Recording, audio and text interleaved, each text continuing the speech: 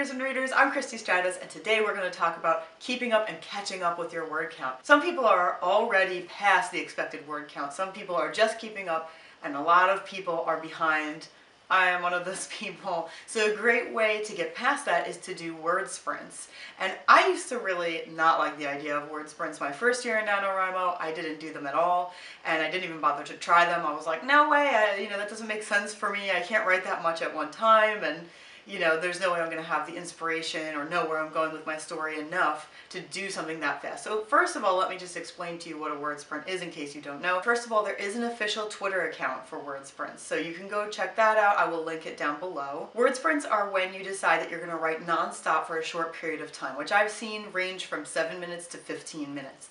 So the idea is that you just don't stop. You keep writing and writing and writing, even if you hate it. You just keep writing because it can accomplish a few things. For planners, you can go by your outline and you can move ahead with it much faster. This will just really spring you ahead into your word count, especially if you're falling behind. You might want to do maybe a few of these over the weekend, or at least one a day, just to get you up to the point where you need to be. For pantsers, if you don't know where you're going with your story, it can help you get where you're going faster. It can also tell you where you're not going with your book, because one thing that has happened to me before is when I've done one of these word sprints and I've hated what I've written and I've seen that it's just not going to work for the book. And so that's still an accomplishment. I mean, the words count, they are dedicated to the book, and whether I keep them or not doesn't really matter.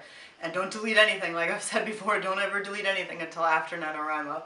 But you can sometimes write something that you're really not sure about, and then you find out through writing it, you know what, it's not going to work for this book. Once you get into word sprints, or if you're already into word sprints, one way you can really jack them up is to do a half-hour to an hour word sprint. And that was actually my first experience with a word sprint. It was not during NaNoWriMo, it was separately with a friend. We just decided we were going to write for either half an hour and an hour, I can't remember. And that time goes faster than you think. And if you really use it wisely, if you really use it just to write straight through, even if you're not entirely sure where you're going, you can break some big barriers with your book. If you have writer's block, it helps you with writer's block. Like I said, if you aren't really sure if something is going to work, like a concept or a scene is going to work for your book, use this time to get it done fast. So you don't waste too much time trying to figure out if that's going to work. Just do it fast, see what happens, and then you'll see how you feel about it. And if you really hate it, like I said, you may not end up using it, but if you love it, you've discovered something you can use. And of course, word sprints really help with word count. You're just writing, you're not stopping, and that usually adds up to a lot. And that time that I did either half an hour or an hour with my friend, I got 3,000 words down, which was way more than I ever expected. And I actually accomplished 3 things. I did find one thing that I wanted to keep. I found one thing that I really, really hated. I wasn't sure if I could go in that direction with the book, and by doing it, I discovered I absolutely couldn't, and I didn't like it at all. And then I accomplished another thing. I wrote something that I wasn't sure about. I had my Pinterest board up next to me. Keep up something that inspires you in case you start floundering and you're not sure what to do. Keep that right next to you. I started writing about something that I thought was interesting, but I didn't know what to do with it.